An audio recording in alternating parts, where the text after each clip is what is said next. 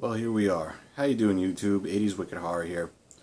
I've got a third camera angle now for this little pop culture corner, so I believe this will be pop culture corner as it is now.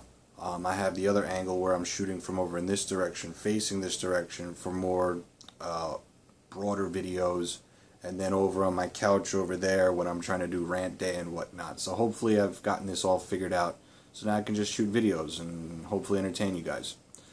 So tonight's video is going to be a quick pop culture corner, like I noticed, like I expressed on my last update video for the remix, that I was going to do a review. So the review that I'm going to do tonight is of The Creature from the Black Lagoon.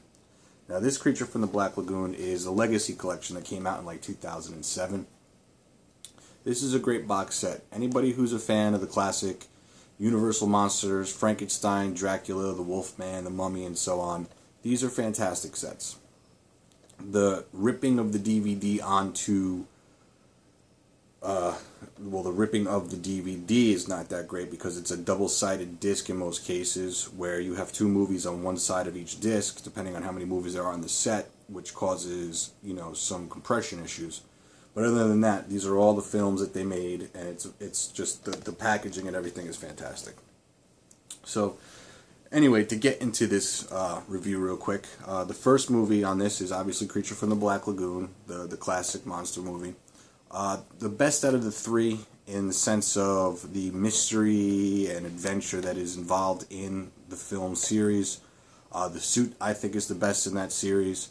The story goes well. Scientists go into the Amazon, end up going to a tributary where it's called, at the end of it, it's called the Black Lagoon. From there, all kinds of things happen. The scientists are going there to look for fossils of the creature. They end up finding a living one, and from there, it turns into madness. The second film on this is Revenge of the Creature, where in the second film, after the scientists who survived the first encounter with the creature from the Black Lagoon and go back to civilization, another expedition goes back into the Black Lagoon to actually try and capture the creature. Now, in that one, again, special effects are good. Creature suit is slightly different. It's darker in color. And that one, they grab the creature, they capture him, and they bring him back to a park in Florida, where he breaks away after a while, escapes into the Everglades, and then they go hunt for him. Another fantastic movie. Personally, I believe my favorite. I love them all. I can't really choose which one is and which one is not my favorite. All three of them are great films. But yeah, that's the Revenge of the Creature. That's the second middle act of the 3-act set. And then the last film, which is Creature Walks Among Us, that is the most interesting, unique film there is. Like I said, I watched these pretty recently, and I was very surprised by Creature Walks Among Us because the tone in the film is much darker than the other two.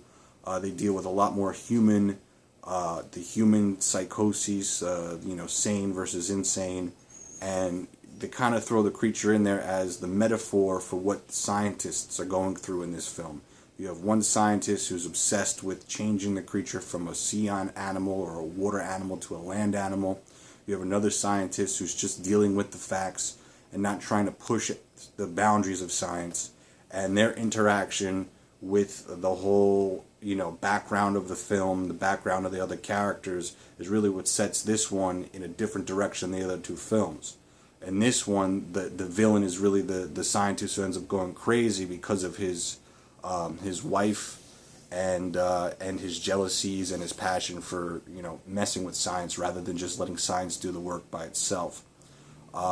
Fantastic film. The creature really fits there as he does change over from a sea creature or a water creature to a land creature. It's by accident. It's not intentional, but they go ahead and do it anyway after they burn him in an attack that the creature does, and of just the darkest of the three films in terms of tone. I enjoy all three of them. They're classic films. Anybody who's a horror fan needs to watch these films. All the new stuff nowadays, yes, you got the blood, the gore, the things that you expect in a horror film. But you go back to the old black and white classics. The tones that are involved in it, the underlining attitudes and messages. Some of them are hidden, some of them are right out in front of you, but they make you think a whole lot more than the new films do, where they just bombard you with violence and gore and blood and nudity and all that stuff. So again, Creature from the Black Lagoon. Recently watched all 3 of these. Kind of starting to get ready early for Halloween, which is coming up soon. And new Pop Culture Corner. I hope this camera angle is good for anybody who watches my videos. I enjoy filming in this corner. I have my DVD collection here, my Blu-ray and horror collection behind me. You can see the little screen right here. This is part of my television set. So this is like the little area where I am most when it comes to entertaining myself. So yeah, anyway, this is 80s Wicked Pop Culture Corner. Coming back again. If you like my videos, subscribe them and share if you want. And anyway, that's pretty much it, people.